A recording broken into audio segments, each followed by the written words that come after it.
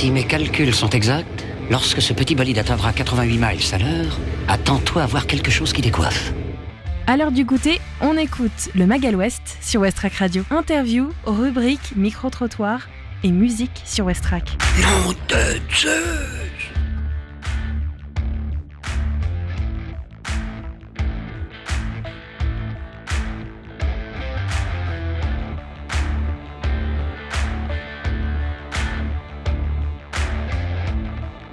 Bonsoir à tous et bienvenue dans votre Magal Ouest du jour. Nous sommes le vendredi 10 novembre 2023 et c'est le dernier Magal Ouest de la semaine sur Westrack Radio. Bienvenue à vous, on est ensemble pour 1 heure et on va donc parler de sujets locaux autour du Havre. Tout d'abord, cette émission est consacrée aux visites autour du passé négrier du Havre qui sont menées par l'association Le Havre Mémoire et Partage. Votre radio locale fait son devoir de mémoire en donnant la parole à Anaïs Gernidos, présidente de cette association, pour nous présenter la prochaine visite qui sera organisée le 2 décembre 2023. On va donc avoir l'occasion de participer un petit peu à cette visite aujourd'hui et puis surtout de comprendre le combat que mène cette association sur le Havre, mais aussi dans toute la France. On parlera aussi du bonus réparation qui a été lancé début novembre au Havre, comme cela a été accueilli au Havre plutôt de manière négative. On va en parler avec Mathieu qui a mené l'enquête. Et enfin, on va aussi parler d'amour sur Westrack Radio puisque on aime parler quand même un petit peu d'amour. On diffusera un épisode de Parlez-moi d'amour. C'est réalisé par Nausicaa Gloris sur l'antenne de Westrack Radio. Voilà le programme plutôt chargé pour l'émission d'aujourd'hui. On va aussi retrouver plusieurs idées sorties avec du théâtre et aussi une séance d'hypnose. On va en parler dans un instant. Avant tout ça, on découvre la météo. Aujourd'hui, le soleil va se coucher à 17h24. On va donc perdre 3 minutes de soleil.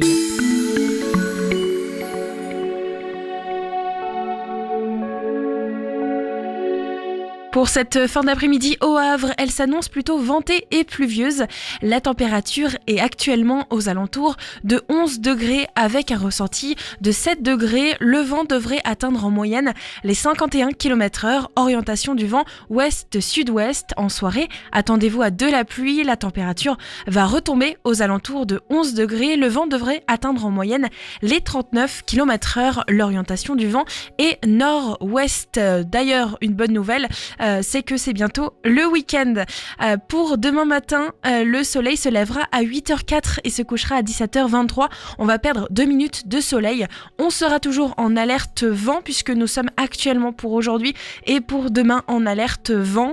Demain matin, il va donc y avoir beaucoup de vent mais aussi de la pluie, notamment à Côte-Bec-en-Caux, Épouville et Montivilliers. La température ressentie sera de 10 degrés et la température sera aux alentours de 8-9 degrés selon là où vous habitez. La force du vent, elle sera plutôt forte autour de 23 km/h.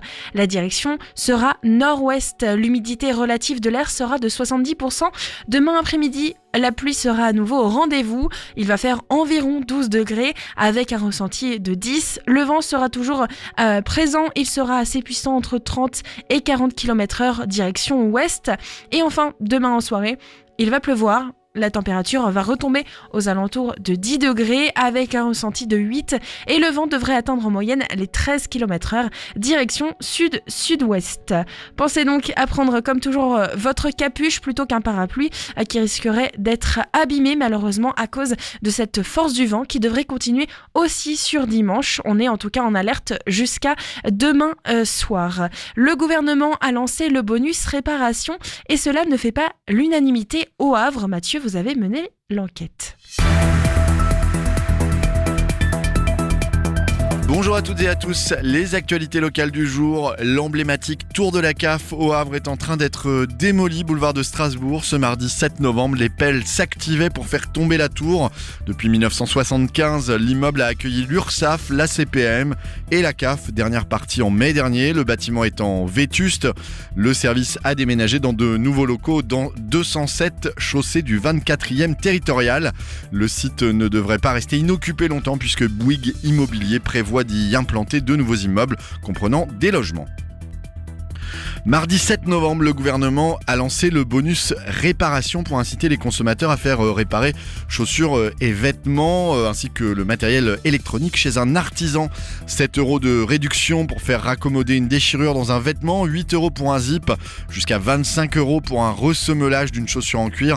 En théorie, le dispositif lancé par le gouvernement a de quoi séduire. La démarche anti-gaspillage est vertueuse pour l'environnement, intéressante pour le porte-monnaie du consommateur et pourvoyeuse de clients chez les artisans concernés. Mais en réalité, peu de commerçants se sont fait référencer comme boutiques pouvant être labellisées Refashion.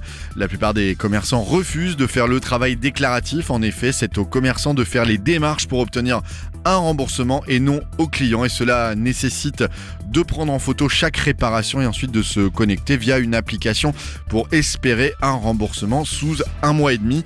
Le jour du lancement, dans les commerces du Havre, la réponse était assez unanime, trop compliqué. Dimanche 12 novembre, l'édition 2023 de la Fête de la Pomme et du Terroir normand aura bien lieu dans le quartier Notre-Dame au Havre, comme chaque année depuis 37 ans, après les inquiétudes émises l'an dernier par Annie Guillemet, présidente de l'association organisatrice l'APIC, en raison de la réfection de la place du Vieux Marché qui accueillait traditionnellement la manifestation. Une solution alternative a été trouvée avec la mairie. C'est donc finalement la rue de Paris, depuis la cathédrale Notre-Dame jusqu'aux placettes face à l'esplanade Kennedy, qui accueillera la 60aine d'exposants de ce nouveau cru d'une fête attendue autant par les clients que par les commerçants. Comme chaque année, en plus des producteurs de pommes bien représentés, on pourra faire son marché auprès de fromagers, charcutiers, producteurs de cidre, apiculteurs, éleveurs d'escargots et autres brasseurs de bière. Comme toujours, la fête, c'est aussi l'occasion de mettre un coup de projecteur sur des associations à but non lucratif. Enfin, le côté festif n'a pas été oublié avec une animation musicale prévue tout au long de cette journée. Chloé Leroy est jeune, talentueuse et surtout à seulement 16 ans. L'adolescente originaire du Havre est déjà multiple championne de France de tir à l'arc dans plusieurs catégories. Désormais pensionnaire du pôle espoir de Compiègne où elle s'entraîne entre 2 et 7 heures par jour. Elle se retrouve contre des filles âgées de 15 à 21 ans, mais à la fin, c'est souvent elle qui gagne. Malgré tout, elle n'aura jamais la chance de gagner sa vie avec sa passion. En France, on ne peut pas vivre du tir à l'arc, assure-t-elle. Mais cela ne risque pas de couper ses ambitions d'archère. Si l'arc à poulie n'est pas pour l'instant au menu des Jeux Olympiques, Chloé Leroy ne s'empêche pas de rêver très grand. Être championne du monde, c'est un défi qu'elle se lance. Et enfin, chanteur à la voix flexible, au timbre singulier, artiste autodidacte, Nosfell est aussi musicien, poète et conteur. Son engagement physique le pousse également à collaborer avec de nombreux danseurs et chorégraphes. Jeudi 9 novembre, dans la grande salle du Volcan, il jouera son spectacle seul en scène, Le Corps des Songes. Vendredi 10 novembre, c'est à un concert exceptionnel que se joindra Nosfell, celui des Arçonnais, des Arçonnants, sous la direction du musicien havrais Arnaud Lemindu, avec la participation des patients de l'hôpital Jeannet. Enfin, pour clore ce cycle, samedi et dimanche, le Volcan proposera un atelier autour du spectacle Le Corps des Songes avec Jérémy Barrault, graphiste, et Nosfell lui-même. L'occasion de découvrir le Clococasien, un monde imaginaire rempli de contes et légendes inventés par Nosfell, et d'éprouver son langage, le Clocobets, à travers l'exercice de son abécédaire et de sa calligraphie. Merci Mathieu, et puis on se retrouve bien sûr lundi pour l'habituel morning, le 8 à 9, en compagnie de Mathieu. Il n'était pas présent ce matin pour des questions de planning, mais il sera bien sûr de retour lundi pour votre émission en matinale. Ce soir, je vous propose plusieurs rendez-vous, de l'hypnose, une projection et du théâtre. Des idées sorties pour cette semaine ou ce week-end pour te culturer sur Westrack Radio. Et au Havre, ce soir est donc organisée une séance d'hypnose avec Frankie Hypnose qui présente un show d'hypnose où les volontaires d'un soir vont voyager à travers leurs rêves. Une hypnose moderne et bienveillante qui nous transporte dans un univers rempli d'humour. C'est ce soir à 19h30 à la Comédie du Havre, 108 rue Maréchal Joffre. Le tarif est à partir de 15,99 €. Vous pouvez encore réserver au 08 26 38 13 00. Une projection aussi ce soir avec la projection du film de Anne Gorny, c'est au Havre. Vous pourrez retrouver cette projection à partir de 20h30 à Tadam, le théâtre qui se trouve 60 rue Michelet. Le film s'appelle Parcours de vie, violence intrafamiliale. On en a déjà parlé sur l'antenne de Westrack. Le tarif est de 10€. Vous pouvez réserver sur tadamsi.fr. Et enfin, je vous propose du théâtre ce soir aussi avec les volatiles. Les volatiles ou les drôles d'oiseaux du poulailler font leur show. Une vingtaine d'amis du poulailler ont concocté une succession de chansons, contes, musique, chorégraphie pour l'occasion. Tout est court et pour tous les goûts. C'est donc plusieurs fois cette semaine. Ce soir à 20h30, demain à 20h30 et dimanche à 17h au poulailler bien sûr, 7 bis rue du Général Sarail. Le tarif est de 5€. Vous pouvez les appeler au 02 35 43 32 10 pour pouvoir réserver. Il est 17h10 sur Westrack Radio. On va donc retrouver notre album du jour, notre découverte Ferrarock du jour. Aujourd'hui, on va découvrir un album que vous connaissez peut-être, EMPRS, si vous avez été attentif aux différents Magal West de la semaine. On va donc découvrir plusieurs de leurs titres et découvrir leur univers sur Westrack. Westrack et la Fédération des radios associatives Musiques Actuelles, la Ferrarock, vous partagent la découverte musicale du jour.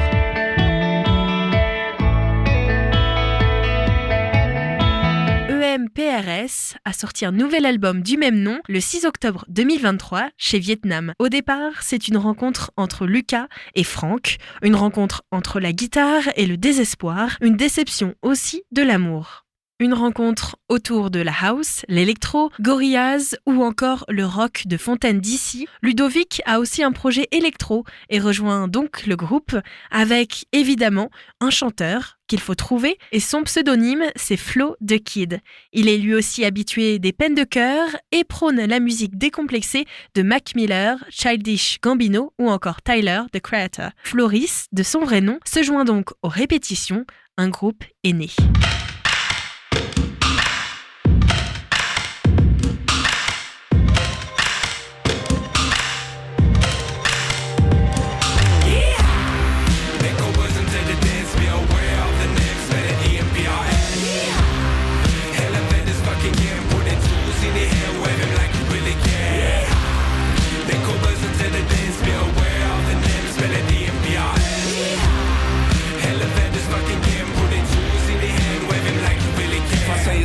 We're moving fast like we're in the park. A little spark and it's illuminating spots in the dark. No need no two cents, so we don't ask for nothing at all. We give it free, it's all on me. Yes, I ain't knowing it's all. You finna hear it. We amplify the noise that you love. We're from above, so we don't really care if you're making us fall. You find a drop, you just ain't never seen it before. So wash your mask clean and now we gonna start the encore. Oh shit, it's some good spirit. A little hungry, little happy, bring some new in this. So come on, make a listen to the dance. Be aware of the next, better EMPRS. Hell of this fucking game, put it tools in the hair, wave it like you really care. Make a listen to the dance. Be aware of the names, better EMPRS. Hell of this fucking game, put it tools in the hand, wave it like you really care. Alright, listen, back in the days I used to play, but then shit goes got real close to everything I hear. Motherfuckers on the throne, that's a shame. Fuck a donut in his clothes, but who's to blame? We all Jedi's with the cause, wish you knew better. Sensing number, our lives against the force out there. We see the terror, we see the evil gain power. It can't be letter. We need to stand like our brothers. Say who? Let that bitch sink it. See the truth that we shoot like we stars in there. Yeah. They go listen to the dance, be aware of the names, better EMPRS. Yeah. Hell of this fucking game, put the tools in the hair, wave him like you really care. Yeah. They go listen to the dance, be aware of the names, better EMPRS. Yeah. Hell of this fucking game, put the tools in the hand, wave him like you really care. Yeah. They go listen to the dance, be aware of the names, spell it EMPRS. Yeah. Hell of this fucking game, put the tools in the hand, wave him like you really care.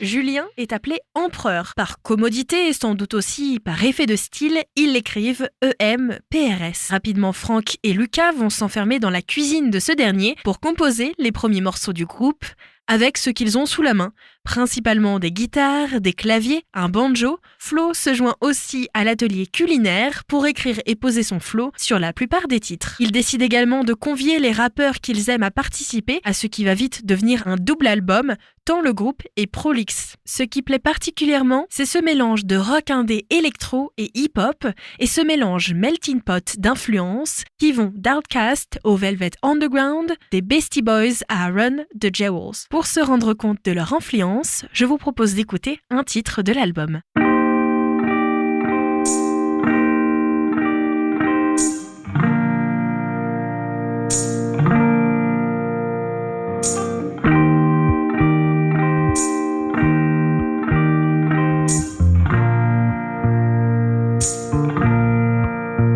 We're living for the good times, we're living for the bad times too, 'cause we're living right, we're living fine. We're living for the good times, we're living for the bad times too, 'cause we're living right, we're living fine.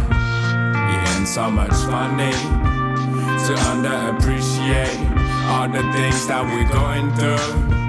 I am for no deja vu, but I think that's a blessing. The bad that's a premise of all the good that we have.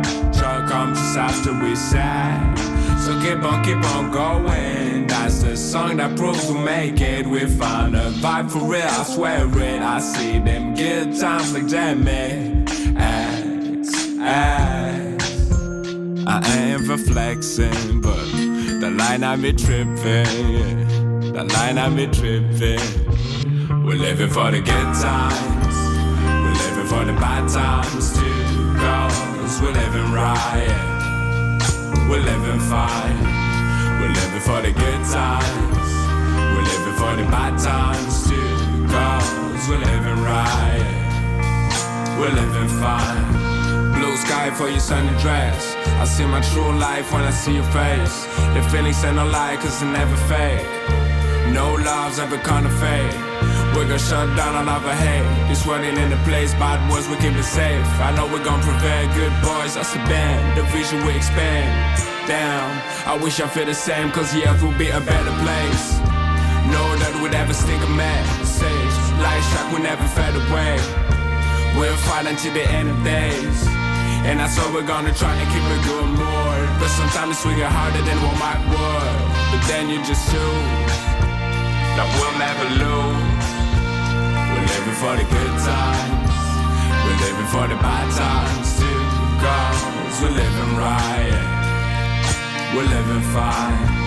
We're living for the good times, we're living for the bad times too, 'cause we're living right, we're living fine.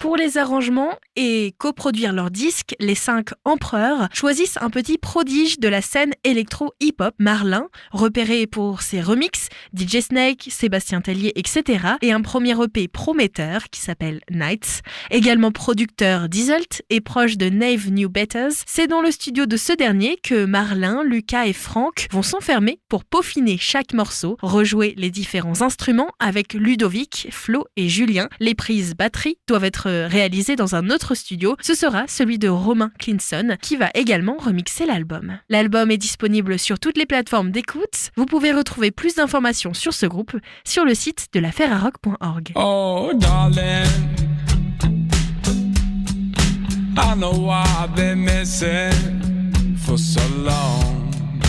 chasing after my dreams all alone. I forget that I can't live it on my own. Oh, darling, I know what I've been missing for so long. Chasing after my dreams all alone. I forget that I can't live it on my own. I need you, I need you.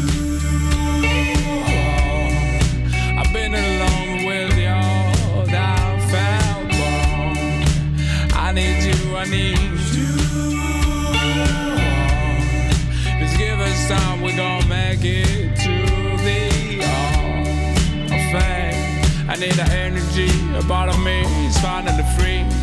When I see y'all singing along,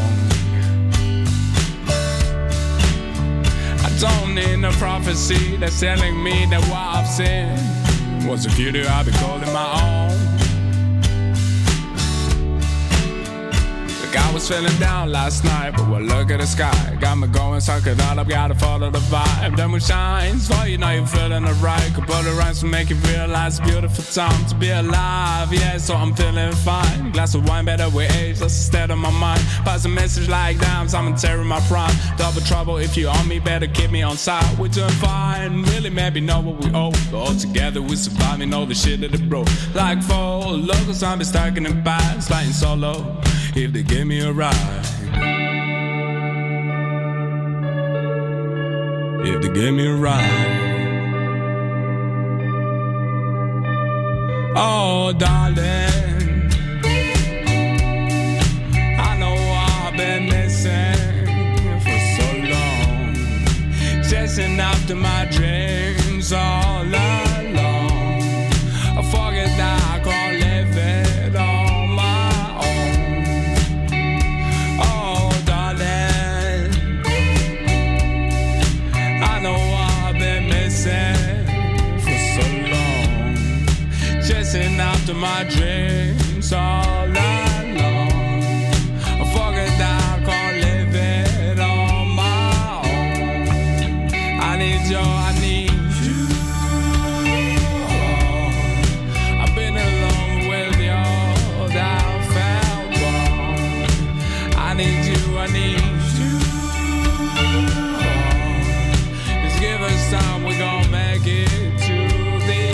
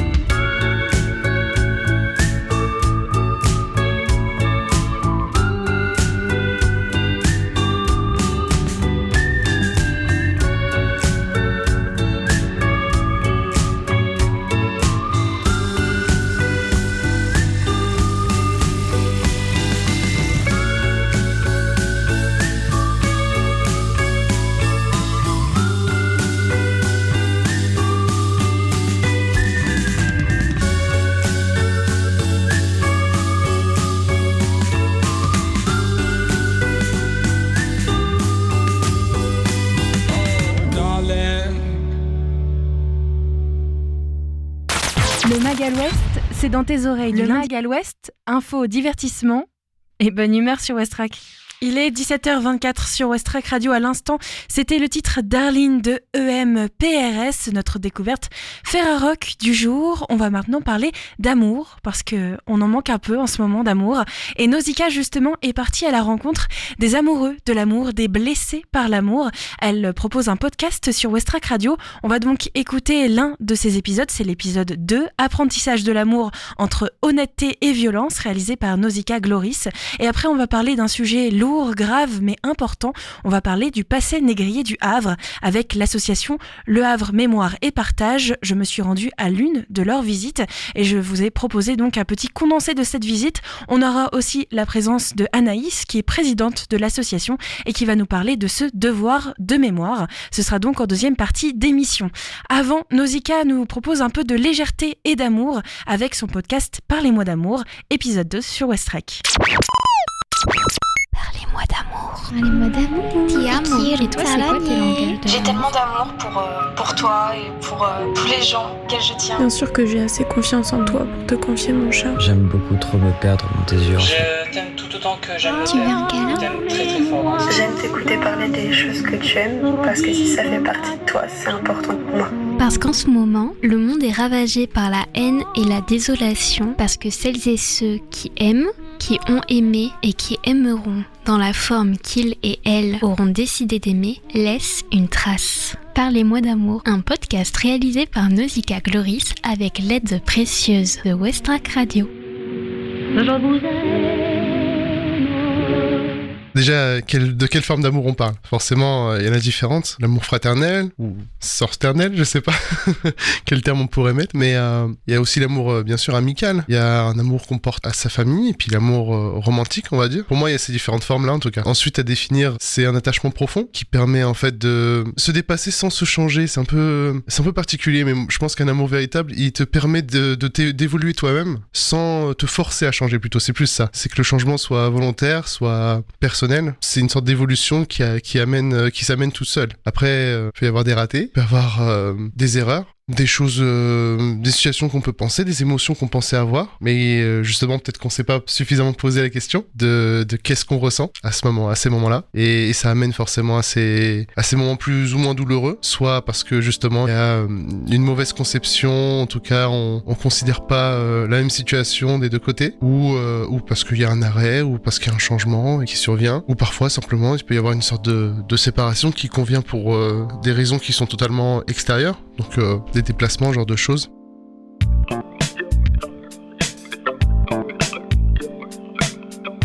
Pourquoi tu parles d'erreur quand tu parles d'amour?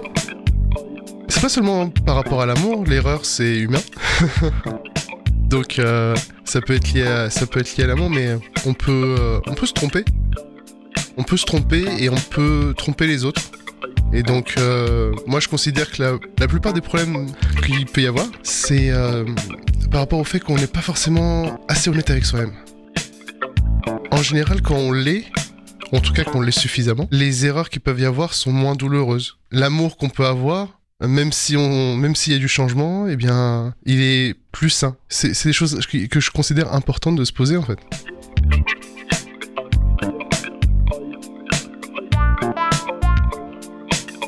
Et donc, par rapport à cette honnêteté, est-ce que tu penses qu'on peut pas aimer véritablement lorsqu'on n'est pas honnête avec nous-mêmes? Je pense pas. Je pense qu'on peut... Alors, on peut aimer sincèrement, c'est-à-dire penser aimer, mais je pense pas que le sentiment soit véritable. S'il y a ce manque d'honnêteté envers soi-même. Parce qu'on va se forcer parfois par sa propre décision. Se forcer à ressentir des choses ou à s'obliger à rentrer dans un certain cadre ou dans un certain fonctionnement dans une relation. Mais si du coup s'il n'y a pas cette honnêteté, je pense pas que le sentiment soit véritable. Et comment on sait quand on n'est pas honnête?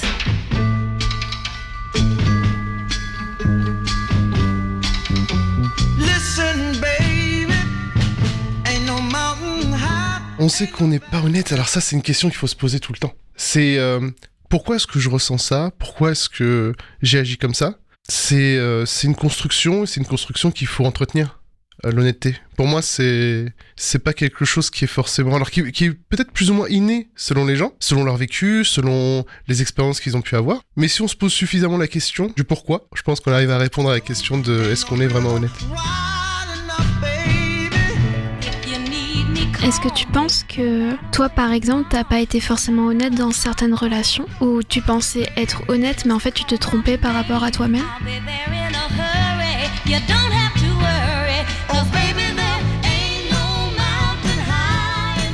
Oui, c'est arrivé. C'est aussi comme ça que j'ai pu apprendre, en fait. où je me suis forcé dans un moule, on va dire, dans ce que je considérais comme étant des formes d'amour, comme étant une forme d'expression d'amour. Pour me rendre compte qu'en fait, il y a des choses qui me convenaient pas. Malheureusement, voilà, c'est des choses qui arrivent à un moment où on se rend pas forcément compte quand on est dedans. Et c'est là où j'aurais aimé me poser plus de questions. Tu as utilisé le verbe apprendre. Est-ce que pour toi, l'amour, c'est un perpétuel apprentissage ? Oui, l'amour, ça s'apprend. L'amour de soi, l'amour des autres. Humainement, on a forcément cette capacité à aimer qui est innée. Mais je pense que apprendre à aimer, c'est important.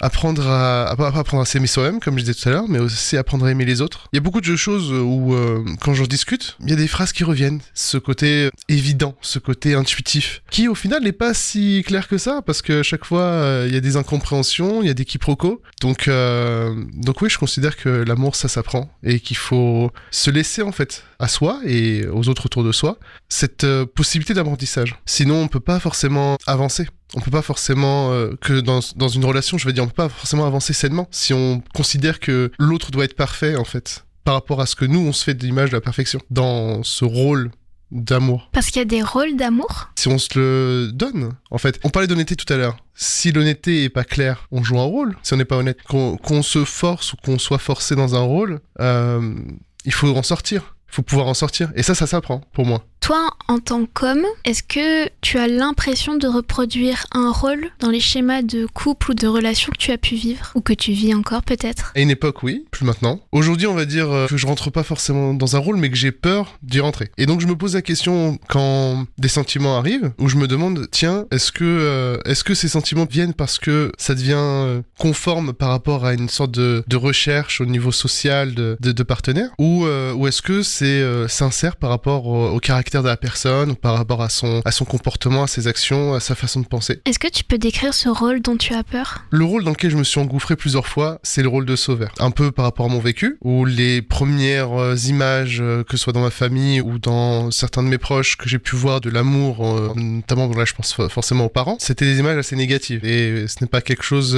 c'est quelque chose que j'ai compris très tôt, que je ne voulais pas reproduire. Et pour m'en éloigner le plus, je suis rentré dans un rôle de sauveur. Et c'est quand je m'aperçois que des gens que je peux aider, ou je me sens peut-être dans l'obligation d'aider, dans la capacité surtout, et qu'il y a quand même quelque chose dans la personne qui me crée des sentiments, ça a vite tendance à m'engouffrer dans ce rôle de sauveur. Et c'est un rôle que je ne veux plus avoir, pas dans le sens où je ne veux pas aider les gens, mais je ne veux pas une relation se créer sur ce rôle-là. Si moi je suis dans le rôle de sauveur, ça veut dire que l'autre personne est dans un rôle de victime, et c'est pas mon intérêt. Enfin, c'est pas l'intérêt de la personne non plus, j'imagine. Et comment on fait pour ne plus être le sauveur dans la relation et faire en sorte qu'il n'y ait plus aucun sauveur ? Alors, ça c'est une grande question. Je sais pas si on va avoir le temps d'y répondre. Dans mon point de vue, pour s'éviter le rôle de sauveur, c'est éviter à l'autre d'être dans un rôle de victime. Ça veut pas dire qu'elle n'a pas le droit d'être dans une souffrance, dans une détresse. Ça veut dire que faut peut-être aider la personne à devenir son propre sauveur. Et on peut lui apporter de l'aide, on peut lui apporter du soutien, mais on n'est pas responsable en fait de sa situation. Pour moi, des outils pour éviter de rentrer dans ce rôle de sauveur. Par exemple, pour donner un exemple, dans une relation récente, j'ai donné un cours de red flag à une partenaire. Un cours de red flag pour justement lui donner les outils d'éviter de rentrer dans des positions du coup qui risqueraient de la mettre en porte-à-faux ou en victime, et a fortiori de lui indiquer aussi que si jamais moi je rentrais dans un red flag, qu'elle puisse le mentionner. Bon, pour le coup c'était pas le cas, mais c'était important selon moi d'apporter ces éléments et ces outils. Donc les red flags, on peut le traduire par drapeau rouge. C'est donc tout ce qui est de l'ordre de l'action, de l'ordre des paroles, qui peuvent être complètement nocifs et toxiques pour une relation, et d'ailleurs pour une personne si on va sur la singularité des personnes. Pour toi, c'est quoi les red flags ? Il y en a beaucoup, mais le principal qui reste pour moi la base d'un red flag, c'est le manque de respect. C'est ce qui va amener tout le reste en vérité. S'il n'y a pas de respect à la base, forcément le reste des comportements va suivre et tout le reste en découle. Donc pour continuer dans l'exemple que j'avais cité, j'avais pris pour exemple la salutation, le type de salutation, le SLTCV par exemple. Donc le langage SMS. C'était peut-être justifié à une époque où on payait les SMS au caractère, mais aujourd'hui ça ne l'est pas forcément. Et si la personne ne se prend même pas le temps de juste faire une phrase et de au moins laisser le correcteur remplir automatiquement les phrases, est-ce qu'il y a une forme de respect dans la conversation qui va suivre ? Et que fais-tu des personnes qui n'ont pas forcément l'énergie de discuter par message et qui donc pour elles c'est pas forcément forcément une marque de non-respect ou d'irrespect, mais pour elle, c'est le maximum qu'elle puisse te donner. Alors après, ça, c'est les choses où, dans la discussion que j'ai eue par rapport à ce cours de red flag, c'est qu'un seul ne suffit pas. À part les gros red flags. À part là, si on parle justement de paroles très blessantes ou irrespectueuses sans équivoque, c'est des éléments. C'est des éléments qu'il faut mettre dans un contexte, forcément. Donc oui, si la personne exprime quand même sa problématique par rapport à l'expression à l'écrit, proposer du coup un appel ou une rencontre, à voir comment ça peut s'organiser. Mais voilà, c'est différents éléments qu'il faut mettre dans leur contexte. On est quand même actuellement dans une société patriarcale, donc les red flags ne sont pas forcément les mêmes pour les hommes comme pour les femmes. Est-ce que tu es d'accord avec moi ? Pas forcément. Ok. Pour toi, qu'est-ce que serait du coup un red flag pour un homme ? Alors pour moi, les red flags n'ont pas de genre, premièrement. Cependant, il va être plus facile systémiquement pour un homme de lever la main et une femme d'être beaucoup plus dans le rôle de « je sauve ma peau ». En fait, je n'agis pas forcément parce qu'il est plus musclé que moi. Tu vois ce que je veux dire ? Oui, je vois ce que tu veux dire. Forcément, c'est pas la même situation. Pour moi, la violence, on est même plus sur un red flag. Là, on est sur un noir flag. C'est même pas une question. Là, c'est de l'ordre limite de la justice. Donc enfin, limite non, de la justice. Moi, ce que j'appelle les red flags, c'est plus dans les comportements plus insidieux, peut-être plus subtils, déphrasés ou des types de commentaires ou de genre de choses qui vont amener en fait à une réflexion ou en tout cas à un positionnement où la personne derrière va se retrouver réduite ou en tout cas non prise au sérieux, non respectée, etc. Mais est-ce que ce ne serait pas déjà de la violence ? Oui, je vais donc préciser, la violence physique, c'est au-delà de tout, c'est même pas une question. On n'est même pas en train de se dire il y a un contexte ou quoi que ce soit, là, c'est fini. Est-ce que tu penses qu'en nos capacités d'être humain, que ce soit par la parole ou par les gestes, on pourrait annihiler cette violence dans nos relations ? Alors ma vision là sur l'être humain, elle est pas idyllique. Il y a une fameuse phrase, c'est l'humain est capable du meilleur comme du pire. Et c'est dans le pire qu'on reste les meilleurs. On a quand même suffisamment de preuves, je trouve, aujourd'hui, par rapport à notre histoire, par rapport à nos sociétés, qu'il y a des atrocités que seul l'humain est capable de perpétrer. Sans rentrer forcément dans les extrêmes, je pense pas que l'humain puisse faire taire sa part de violence de manière définitive. Je pense qu'on sera toujours dans une société, même si on arrive à développer nos outils d'éducation, même si on arrive à développer nos outils de communication, en tout cas de communication humaine, je pense que voilà, il y a une part de l'être humain qui aspire à la violence. Maintenant, c'est propre à tout à chacun, justement, d'être dans le self-control, d'être dans aussi, peut-être simplement, en fait, de réaliser cette part de violence et de savoir la canaliser. Je pense pas qu'on puisse effacer la violence.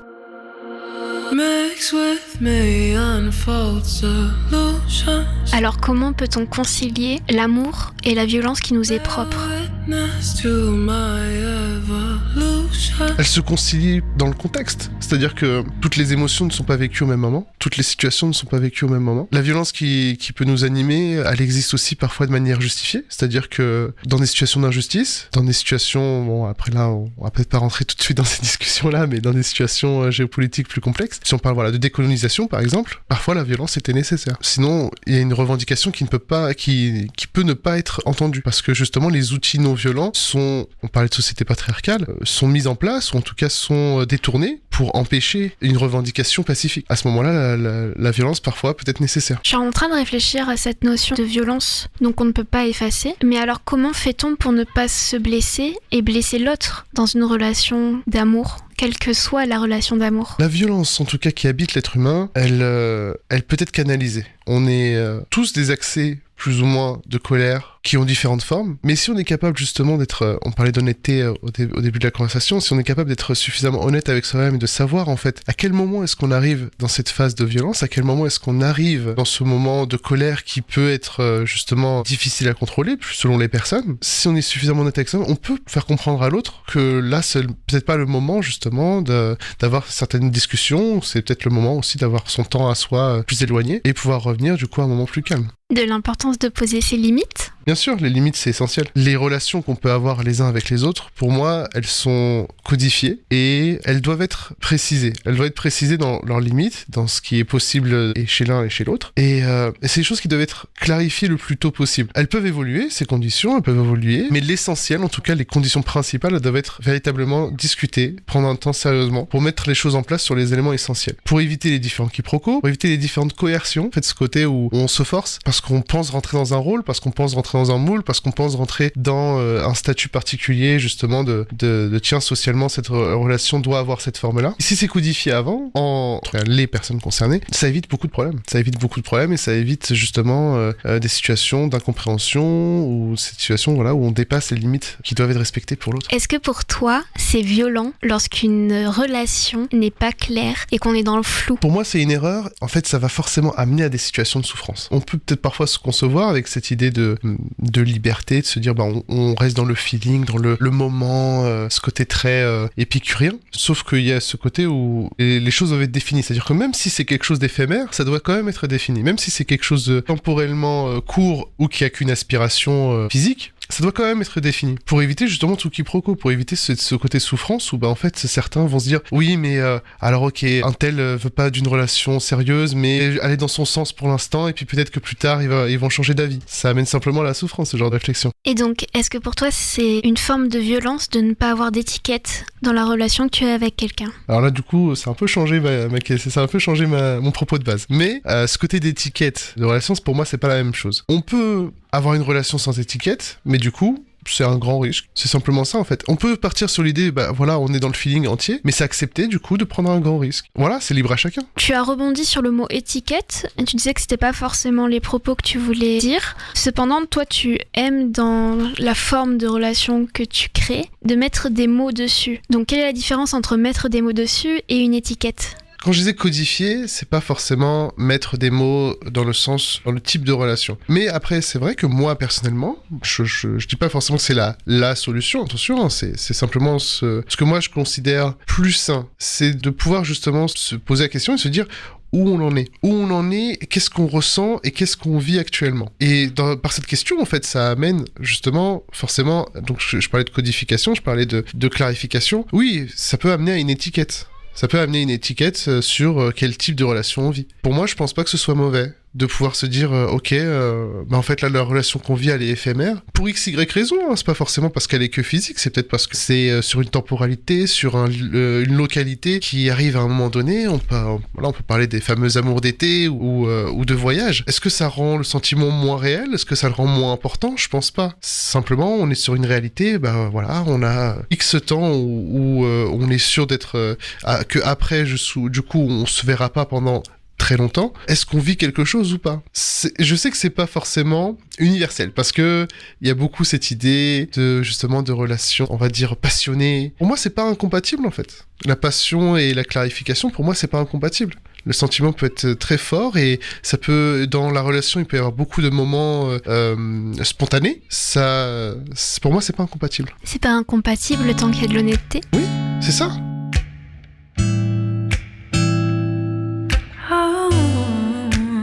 L'amour en ce moment est beaucoup théorisé, beaucoup analysé par nombre de sociologues, théoriciennes, etc.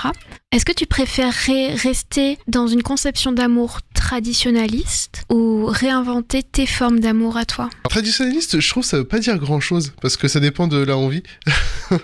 Forcément, ça dépend des traditions qui nous entourent. Si on prend des traditions qui existent dans les régions du Pacifique, dans les archipels du Pacifique, avec, je me souviens d'une tradition, peut-être que c'est moi qui me trompe. Je sais plus si c'est africaine. Lorsqu'un couple se forme, l'homme doit porter les vêtements de la femme pendant X temps pour entre guillemets se mettre à la place du conjoint et une fois du coup qu'il y a un retour à la normale entre guillemets, chacun puisse se rendre compte de la place de l'autre, en tout cas de ce que peut vivre l'autre en fait. Donc ouais, le côté traditionnel, ça dépend. Pour moi, ça veut pas dire grand chose. Vivre son propre amour, sa propre version d'amour, ça aussi, ça peut ne pas dire grand chose parce que ça dépend de sa connaissance déjà des différents types de relations qui peuvent exister à travers les différentes traditions. Ce côté un peu vouloir à tout prix l'originalité. Est-ce que c'est la question qu'on se pose lorsqu'on se met avec quelqu'un ou est-ce qu'on cherche à exprimer nos sentiments à quelqu'un? Est-ce que je pense pas que ce soit une question légitime de se poser directement sur tiens, est-ce que notre forme d'amour correspond ou ne correspond pas à telle tradition? Ça peut avoir lieu pour moi c'est une question qui est légitime justement si seulement dans les cas de relations à long terme. Là pour le coup oui, là c'est une question qui va être posée parce que forcément voilà, selon nos vécus, selon nos histoires, selon comment est-ce qu'on conçoit notre position aussi dans la société, est-ce qu'on conçoit qu'on a une position justement traditionnelle ancrée dans le socle social, ou est-ce que justement on préfère justement ce côté plus liberté, plus lié à une conception personnelle? Est-ce que c'est incompatible? Pas forcément le cas. Est-ce qu'on peut être d'un avis personnel sur son type de relation, mais correspondre totalement à un courant traditionnaliste? Ça, je pense que ça dépend de chacun, vraiment. Et ça revient sur le coup, sur ce que je disais au niveau de la clarification et de savoir dans quel type de relation on rentre. Ce qui convient à l'un et à l'autre, en fait, tout simplement. Et pas de pression dessus. Non, faut surtout pas. Alors, il y a forcément une pression qui va être ressentie, mais parce qu'il y a de l'appréhension, parce qu'il y a du questionnement, parce qu'on est un peu humain et qu'on aime des fois se casser la tête. Mais il faut pas. Je pense qu'il y a rien de bon qui peut sortir d'une relation qui est justement soumise à une pression sociale. J'ai une autre question qui rebondit sur cette question de violence et sur cette question d'honnêteté. Comment, toi, tu gères les ruptures honnêtes sans qu'il n'y ait trop de violence? Dans les cas où ça m'est arrivé, lorsque j'ai appris à concevoir les choses, en tout cas à concevoir les relations de manière plus honnête avec moi-même surtout, c'est... alors déjà, il y a une forme d'expression dans la manière dont on évoque le sujet. Il y a un moment qui doit être choisi aussi. Je pense pas qu'on puisse prendre n'importe quel moment. C'est important de choisir le moment. Après, le conseil que je peux donner, c'est de pas trop prendre son temps non plus. Parce que s'il y a un étiollement des sentiments, si une fin de relation à prévoir, ça se ressent aussi. Le partenaire le ressent aussi. Donc, faut savoir l'exprimer en tout cas de manière assez claire. Après, ça dépend de la personne qui est de l'autre côté. Si justement il y a eu cette construction de l'honnêteté autour de la relation qui a vraiment été travaillée à deux. Mais dans mes cas, ça s'est jamais mal passé. Alors oui, il y aura de la souffrance. Je dis pas qu'il y aura pas de souffrance. Il y aura de la souffrance, il y aura un manque, parce que les sentiments, même s'ils changent, ils ne disparaissent pas forcément. Mais ça reste sain. C'est-à-dire que là, je peux appeler les dernières personnes avec qui j'ai relationné, il y a aucun problème. Elles peuvent m'appeler sans souci et on peut se voir et on peut s'entraider, et on peut passer des bons moments sans qu'il y ait de ressentiment ou quoi que ce soit. Parce que justement, il y a eu cette honnêteté. Est-ce que c'est facile d'être honnête dans une relation? Non, c'est pas facile. Parce que la plupart des gens ne sont pas habitués à l'honnêteté. En particulier dans les relations amoureuses. Et même au-delà de ça, c'est qu'il y a cette image de vouloir construire une vision autre que la réalité. Et de vouloir imposer à soi-même aussi, cette vision-là. Donc l'honnêteté, elle n'est pas forcément évidente. L'honnêteté, elle n'est pas forcément évidente dans le cadre social aujourd'hui, en fait. Dans le cadre où les gens... Dans l'éducation plutôt. Dans l'éducation amoureuse des gens d'aujourd'hui, c'est compliqué de partir sur une base d'honnêteté. Parce que moi je me souviens, il y a une époque où je me cassais la tête parce qu'il y avait des amis qui me disaient mais attends, il faut pas que tu lui envoies un message tout de suite, il faut que t'attendes 3 jours, parce que c'est ceci, parce que c'est cela, parce que sinon tu vas montrer que t'es trop attaché, ou ceci, je sais pas. Et en fait,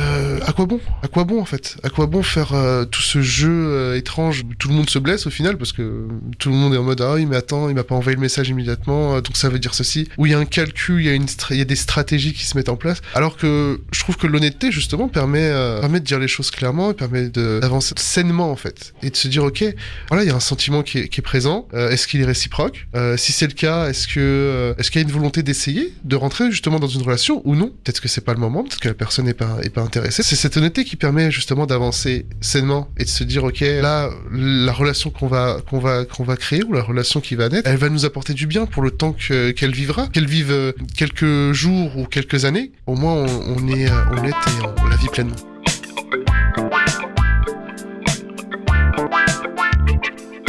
Tu parlais d'apprendre, tu me posais la question sur apprendre à aimer. Et du coup, pour conclure, je voudrais dire aux gens qui écoutent, apprenez à vous aimer, apprenez à aimer, soyez honnête avec vous-même. It might not be the right time.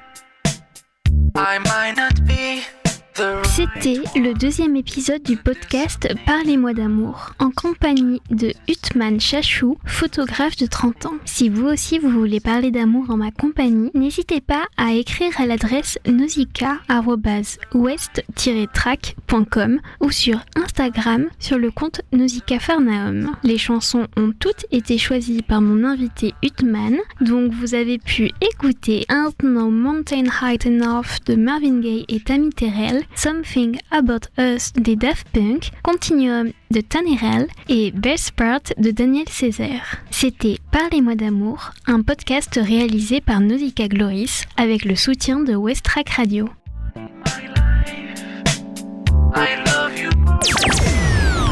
Merci Nausicaa, ça fait du bien et ça fait chaud au cœur de parler un peu d'amour. Il est 17h48 sur Westrack Radio. Je vous propose maintenant une visite en compagnie de l'association Mémoire et Partage. C'est une association qui lutte en France et notamment au Havre pour faire valoir la mémoire des anciens esclaves et des descendants d'esclaves. Aujourd'hui, on va donc découvrir une partie de cette visite. Il y aura une autre visite au mois de décembre. Je vous invite donc à vous rendre sur leur site Mémoire et Partage ou sur le site de la ville du Havre pour avoir toutes les informations afin de pouvoir participer à la prochaine visite car c'est vraiment très intéressant. C'est une visite de 2 heures, donc là on a un petit condensé et puis après nous recevrons donc Anaïs Gernidos qui est la présidente de l'association et qui nous expliquera son combat. C'est la ville de Françoise de Grasse, c'est la ville de Monsieur François Ier qui porte son nom. Alors il a confié les plans, il a confié le travail à Monsieur Jérôme Bellarmato, qui est un architecte siennois, qui va effectivement lui construire une ville à son idée, avec un plan orthogonal qui n'a pas changé. Donc on va y aller tout à l'heure, on va faire le tour, et on va rentrer dans le quartier Saint-François. Le plan n'a pas changé, les noms des rues n'ont pas changé, à quelques exceptions près. Donc sont restées debout quelques maisons que je vais vous montrer, qui portent effectivement la trace de cette histoire que je vais vous raconter. La mémoire et surtout la restitution de celle-ci, c'est le combat de Anaïs Gernidos, présidente de l'association Le Havre Mémoire et Partage. Elle-même descendante d'ancêtres esclaves, elle mène un combat au Havre et dans plusieurs villes de France. Et pourquoi on est ici ? Parce qu'on est quai de l'Arsenal. Quai de l'Arsenal dans le prolongement de la rue Richelieu. Alors l'Arsenal c'est quoi ? L'Arsenal c'est ça, avec sur le fronton les noms d'explorateurs glorieux soi-disant qui ont génocidé les personnes dans les îles. Alors on est quai de l'Arsenal, il y aura dans cet arsenal, alors à la place de la Tour Alta, il y avait plusieurs magasins, des magasins d'armes, des magasins de voilerie, des ateliers, plusieurs ateliers parce que Le Havre à l'origine était un port militaire. Donc, dans l'arsenal, il y a toutes sortes d'ateliers qui permettent effectivement de faire la guerre. Ce travail se fait sous forme de visite dans le quartier Saint-François au Havre, quartier historique pour les négociants havrais. Anaïs met la ville face à son passé. Le Havre va fournir les bateaux, toute la logistique maritime parce qu'on a l'arsenal. Et Honfleur va fournir les équipages. Et ces gens-là, ils vont par alliance matrimoniale, par cooptation, devenir les personnes les plus riches. Mais les plus riches de l'époque. Alors, ils vont partir chercher des captifs, mais pour cela, il faut de la monnaie d'échange. Il faut de la pacotille, ce qu'ils appellent de la pacotille, qui n'en est pas. Pour cette visite, l'association s'appuie sur des faits historiques, mais aussi sur des traces que l'histoire a laissées au Havre. Quelques immeubles de négociants qui se cachent dans le quartier Saint-François, ou encore le musée de l'Armateur, dont le propriétaire était un négrier havrais, Martin Fouache, connu pour avoir participé à ce commerce. Les cafetières, elles vont avoir des formes comme ça, et puis là, il y aura une boule, c'est une tête de nègre. Vous allez trouver ça dans le musée, hein. Mais il n'y a pas qu'ici, hein. Dans d'autres musées, à Nantes, il y a toute une vaisselle, il y a toute une industrie qui va se développer. Et si vous allez visiter la maison de l'Armateur, vous allez voir la décoration à l'intérieur, c'est kitsch, hein. C'est pas au goût d'aujourd'hui. De la création du port et donc de la ville, au transport des esclaves jusqu'aux plantations et à la vie des serviteurs au Havre, Anaïs raconte avec poigne le commerce triangulaire. Ce sont des voiliers qui vont être transformés. On va embarquer des tonneaux de choses pour pouvoir partir en Afrique. Il va naviguer tout le long de la côte jusqu'en Angola, Congo-Angola. Parce qu'ils ne vont pas trouver d'un coup 300, 400, 800, parce qu'ils sont allés jusqu'à 1000 esclaves, captifs à acheter. Ils vont comprendre, en fait, qu'ils vont se transformer de marins à garde-chiourme, parce que les les captifs vont commencer à être embarqués dans la cale.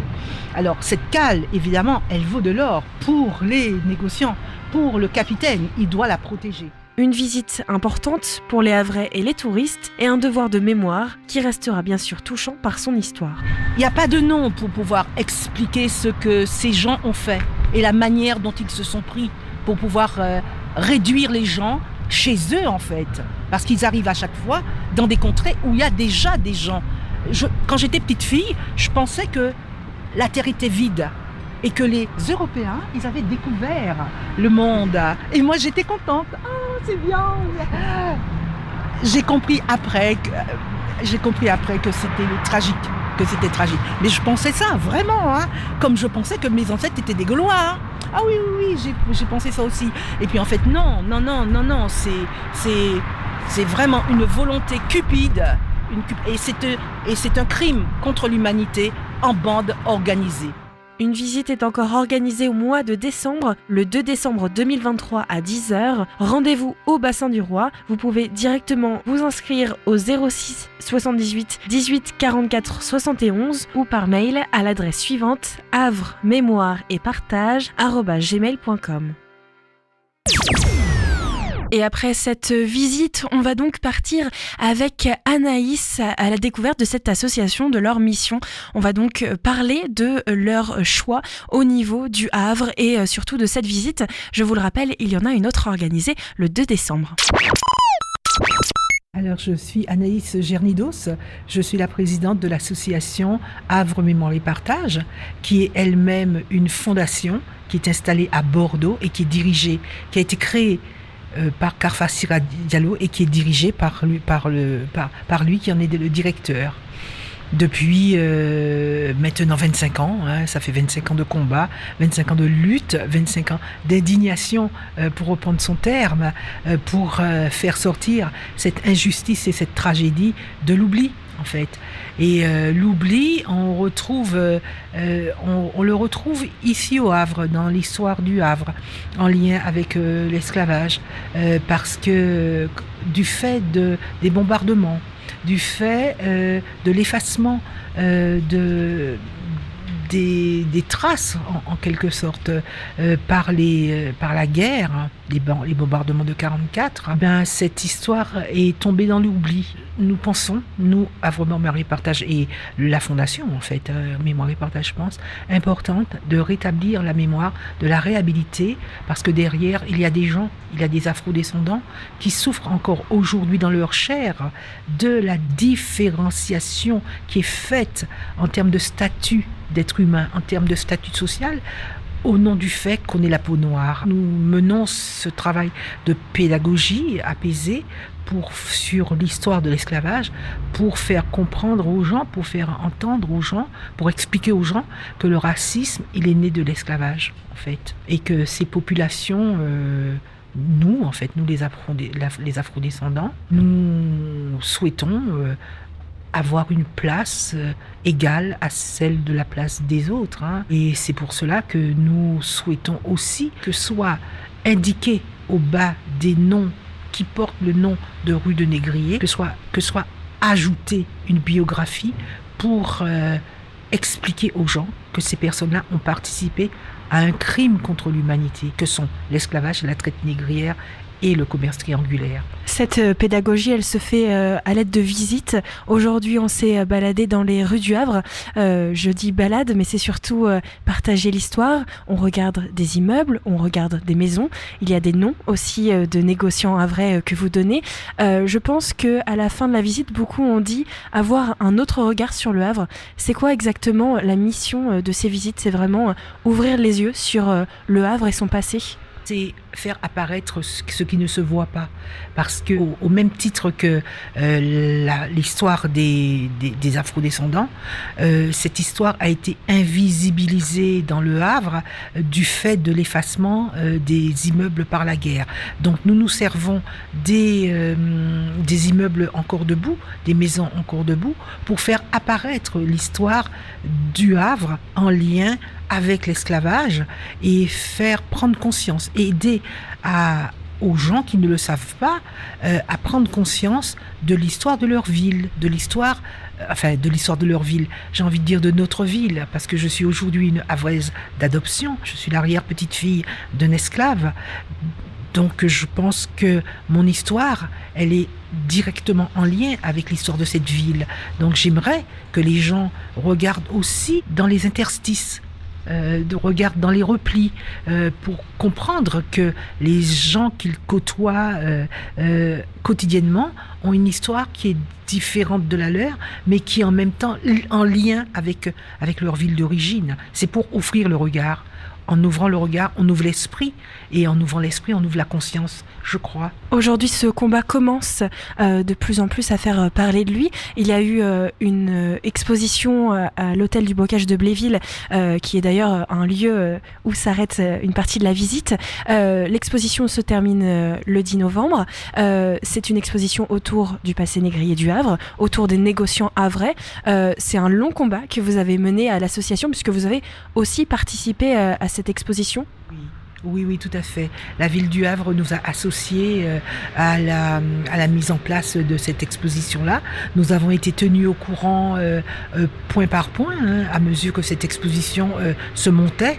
Et d'ailleurs, il y a des spots au sein même de l'exposition où on peut entendre ma voix, où je parle le créole, pour justement marquer la différence culturelle créole, justement des descendants d'esclaves qui ont été amenés sur les terres antillaises. Donc c'est une manière d'être présent dans cette exposition-là, et c'est une manière aussi de montrer que la ville, elle a avancé sur cette question-là, comme nous aussi, parce que je crois qu'il faut du temps pour pouvoir s'approprier les choses, et la ville avait déjà fait un travail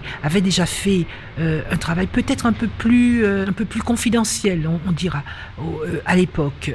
Aujourd'hui, le travail, il a été spectaculaire, parce qu'il se déploie sur toute la région.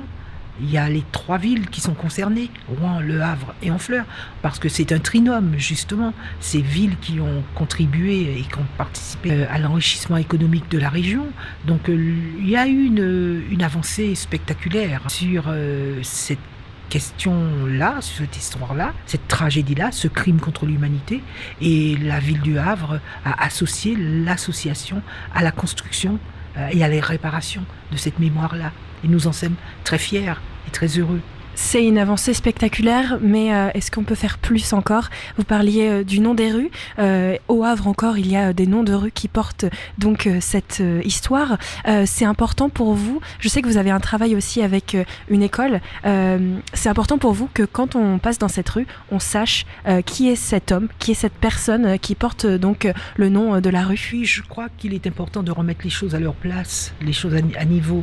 On ne peut pas mettre au même niveau Émile Zola et Jules Masurier, parce que quand on tourne dans la rue, quand on quitte la rue Jules Masurier, on tourne directement dans la rue Émile Zola, et les plaques sont en angle droit, Émile Zola, Jules Masurier. On ne peut pas mettre ces personnes au même niveau. Il y a un criminel dans l'histoire et il y a un justicier de l'autre. Émile Zola, il a pris sa plume pour défendre l'affaire des Dreyfus. Vous voyez, il a montré son opposition à toute forme de racisme, voire et d'antisémitisme, puisque c'était le cas de l'affaire des Dreyfus. Donc nous trouvons injuste complètement que ces deux personnages-là soient mis au même niveau. Donc on ne demande pas que soit déboulonnée la plaque de Jules Masurier, on demande juste que soit apposé en bas de son nom son autobiographie et le fait qu'il ait participé à un crime contre l'humanité. Et les élèves du lycée Port-Océane sont attentifs à ce que ça soit que ce soit fait, parce que pour eux ça sera une réparation. On ne peut pas donner alors on peut, oui, parce que ça a été fait, donner à un lycée le nom d'un criminel. À l'époque, ça se faisait parce ils étaient honorés comme personnages importants de la ville. Maintenant, nous avons avancé, nous avons compris qui étaient les gens. Nous voulons réparation, nous voulons que la mémoire de nos ancêtres soit apaisée. Et nous aussi, les afrodescendants, nous souhaitons être apaisés. Donc nous souhaitons que soit corrigé, que l'histoire corrige l'histoire. En fait, que le présent corrige le passé. C'est donc une association, vous êtes nombreux au sein de l'association à essayer de faire bouger les choses. Aujourd'hui aussi, les jeunes se mêlent au combat. C'est important pour vous que les jeunes qui peuvent se sentir distants de cette histoire havraise, c'est important de les remettre dans le contexte et de leur expliquer votre lycée déjà porte cette histoire, vous êtes concernés. Oui, ils ont compris par les interventions que nous avons fait, que l'association a faites dans leur lycée. Ils ont compris qui était Jules Masurier, et je pense que c'est de notre responsabilité à nous adultes de transmettre cette histoire, parce que quand les choses ne sont pas sues, on reproduit. Ne pas connaître, ne pas comprendre, ne pas savoir, on pense que ça va de soi. Donc traiter quelqu'un de sale nègre ou de sale juif ou de sale arabe, pourquoi pas, puisque l'adulte l'a fait, donc on reproduit en quelque sorte. À partir du moment où on explique à des plus jeunes l'intérêt de remettre les choses à leur place et de remettre chaque humain de manière égale à la place qui lui revient, je pense qu'on a transmis une histoire, on a transmis un respect, on a transmis des principes, des valeurs qui ne sont pas négociables en fait. La valeur de l'humain n'est pas négociable. Combien même Colbert et son code noir, et Louis XIV et son code noir en 1685 en aient décidé autrement, nous sommes là pour rétablir les choses. Et donc ce sont les jeunes qui s'emparent de cette histoire aujourd'hui pour justement réparer avec nous, petit à petit, les injustices de l'histoire. Dans cette visite, vous posez les mots sur des horreurs, la vérité. C'est ce que vous proposez dans cette visite. Il y a beaucoup d'émotions, il y a aussi beaucoup de questions. On sent que les personnes qui participent à cette visite sont touchées. Ça vous arrive d'avoir des partages de témoignages aussi et d'avoir beaucoup d'émotions à la fin des visites ? Absolument, absolument. Quelquefois, nous avons dans les visites des personnes qui sont des descendants de marins qui ont fait la traite négrière.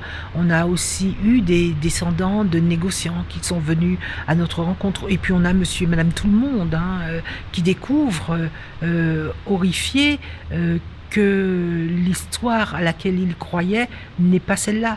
Tout à l'heure, on a parlé de la pacotille. Il y a un monsieur qui a réagi avec beaucoup d'émotion, en effet, par rapport à la question de la pacotille, parce que, comme tout un chacun, comme nous tous, il a appris que la pacotille, c'était des objets de peu de valeur.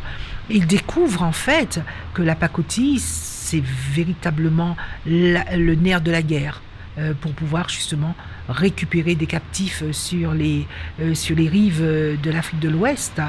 Et justement, c'est se rendre compte que depuis autant d'années, on a été dupés.